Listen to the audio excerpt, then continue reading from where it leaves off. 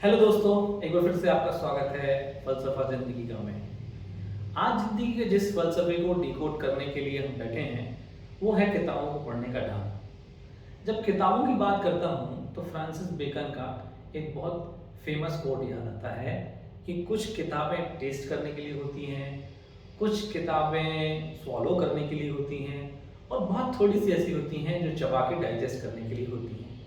वो कहना ये चाहते हैं कि सामान्य रूप से जो किताबें हमें मिल जाती हैं तो हम तो थोड़ा बहुत पढ़ते हैं, कुछ मनोरंजन के लिए, मजा आया तो देखा, अलग कर दिया।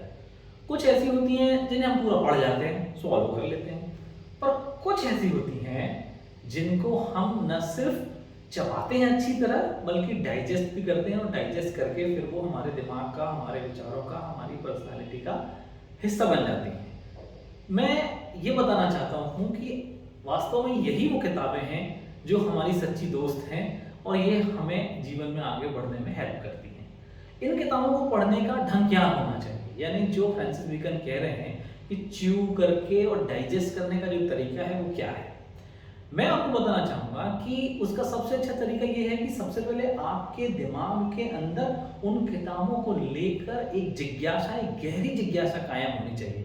सबसे पहले उस किताब को शुरू करने के पहले आप उसके बारे में इतर सोर्सेज से इंफॉर्मेशन हासिल कीजिए और आपके अंदर जो उस विषय से लेके क्वेस्ट है, जो उसको जानने की जो इच्छा है, उसको अपनी डायरी में लिख डालिए। आप उसके संबंधित यूट्यूब सुनिए, उससे संबंधित जो वेबसाइट्स में इंफॉर्मेशन है वो सुनिए, इधर उधर अखबारों में जो कुछ लिखा गया है उसको सुनिए, तर्क वितर्क करिए अपने दिमाग में और वो सारा एक खाका तैयार कीजिए कि जो आपको लगता है उसके विषय में, अगर आप लिखते तो क्या लिखते, उस बातों के समर्थन में आप क्यों हैं, आप उसके विरोध में क्यों हैं। ऐसा जब आप ये अभ्यास शुरू करते हैं तो आपके दिमाग के अंदर खाके बन जाते हैं, बहुत सारी वो जगह बन जाती है जो उस आने वाली सामग्री को बाद में डाइजेस्ट करके और आपके व्यक्तित्व के निर्माण में सहायता करती है।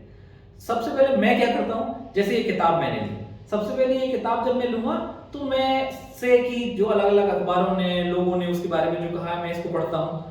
फिर जो इसकी विषय वस्तु है, जो उसके प्रीफेस में लिखा होता है उसको थोड़ा बहुत पढ़ता हूँ और अंदाजा लगाता हूँ क्या है। इसके बाद इंडेक्स में कितने तरह के, कितने फॉर्म्स में उन्होंने लिखा है, कंटेंट्स में क्या क्या है। फिर जो कंटेंट में चीजें हैं उनके बारे में मैं खुद बिना पढ़े लिख डालता हूँ कि मेरा इस बारे में क्या विचार है, मैं क्या सोचता क्या हूँ इस मुद्दे पे। जब ये चीजें पूरी होती हैं तो इधर उधर दूसरे अन्य बुद्धिजीवियों ने उसके बारे में क्या कहा वो पढ़ता हूँ। इतना करने के बाद मेरे दिमाग में ये बहुत सारी जिज्ञासाएं आ जाती हैं कि ऐसा होगा तो कैसे होगा, ये होगा तो क्या होगा। फिर जब मैं पढ़ता हूँ उस किताब को तो आप देखेंगे, कोई पन्ना आप मेरी पढ़ी किताब का खोलेंगे तो उसमें जाने मैंने खुद से क्या क्या लिख रखा है। ये मेरे और किताब के बीच का वार्तालाप है। जब हम ऐसे किताब पढ़ते हैं तो फिर वो जो बेकन कहते हैं कि च्यूड एंड डाइजेस्ट होके हमारे पर्सनालिटी का पार्ट बनती है। मतलब किताब ऐसी बड़ी सज्जनता से, ऐसे सलीके से नहीं पढ़ी जाती, उसमें जो मन आए वो लिखना है, फिर इसके बाद डायरी में लिखना है।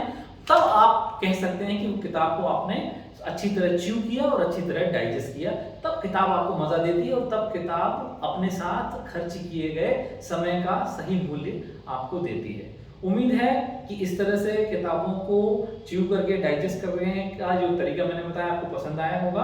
आप आगे कोशिश करके एक अच्छी किताब मुझे पढ़ के बताइएगा जिसको आपने इस तरीके से पढ़ा, जिसके अंदर बाहर बहुत कुछ आपने लिखा हो, किताब से आपकी बातचीत हुई हो वो आपने लिखा हो, और जो आप बताएंगे फिर उस किताब में और जो कुछ क्वेश्चंस होंगे वो भी आप लिखिएगा, मैं आपके बातों का जवाब दूंगा।